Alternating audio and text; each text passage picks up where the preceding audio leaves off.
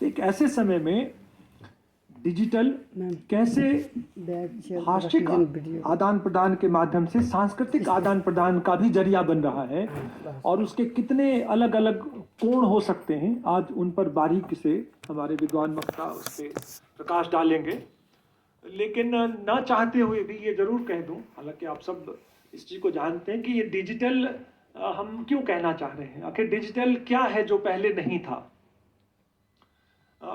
सभ्यता के विकास के क्रम में कई बड़ी बड़ी क्रांतियां हुई हैं। मसलन उसमें औद्योगिक क्रांति को बहुत बड़ा माना जाता है कि जिसने दुनिया के स्वरूप को बदल कर रख दिया। तभी हम एक उपनिवेश के रूप में भी आए और फिर हमने आज़ादी पाई और फिर हम हमारे ही देश के नुमाइंदे आज उस देश की निजामत कर रहे हैं। मैं ब्रिटेन की ओर इशारा कर रहा हूँ, तो समझिए कैसे संस्कृतियाँ बदलती हैं और कैसे एक तरह से विजयी होकर के भी आती हैं। और अमेरिका में तमाम जितने बड़े बड़े जो समूह हैं, चाहे वो माइक्रोसॉफ्ट हो, गूगल हो, नासा तक में हमारे देश के वैज्ञानिक किस तरह अपने हुनर का जादू चला रहे। तो जो डिजिटल है उसमें मोटे तौर पर अगर मैं एक प्रयोक्ता के नाते सोचूं, उपयोग करने वाले के नाते सोचूं, तो वह सब चीज जो इलेक्ट्रॉनिक माध्यम से उपलब्ध है, जो हाथ से या मैनुअल से नहीं है, वो डिजिटल है। और इस पर जोर इसलिए दिया जा रहा है कि हम में से बहुत से लोग उस दौर में भी काम कर चुके हैं जब डिजिटल चीजें नहीं थी, जब कंप्यूटर नहीं था, जब टाइपराइटर का युग था। तो हमने इस विकास क्रम को देखा है, कई बार कोफ्त के साथ, कई बार खुशी के साथ, कई बार संतुलन रखते हुए। हम में से कई पीढ़ियां यहाँ मौजूद हैं।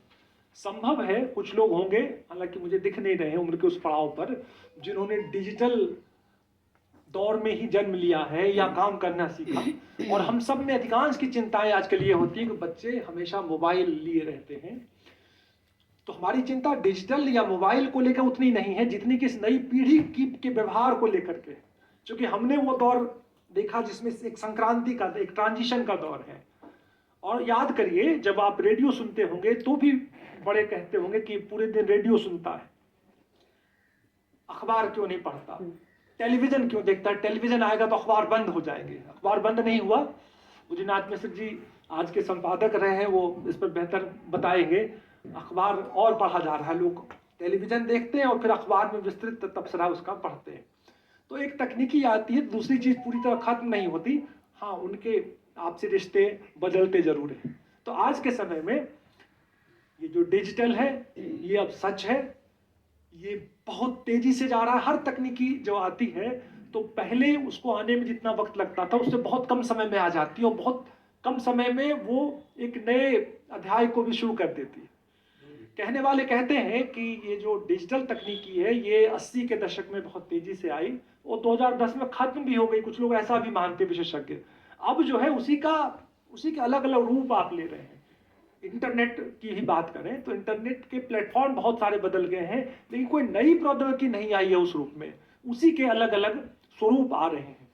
शायद आने वाले वक्त में कोई नई प्रौद्योगिकी और आए जिसमें कि फिर नई चुनौतियां आए और हमसे बाद की पीढ़ी फिर उस पर चिंता व्यक्त करे। बहरहाल हम डिजिटल पर इस रूप में आते हैं कि 0 और 1 जो अंक के माध्यम से, डिजिट के माध्यम से बहुत तेजी से जो स्टोर किया जा सकता है, जिसको हम प्रयोग कर सकते हैं, जिससे सूचनाओं का प्रसार बहुत तेजी से हो सकता है, जो बहुत सस्टेनेबल है, मतलब बहुत कह लीजिए कि वो स्थायी रूप से उसको हम इस्तेमाल कर सकते हैं।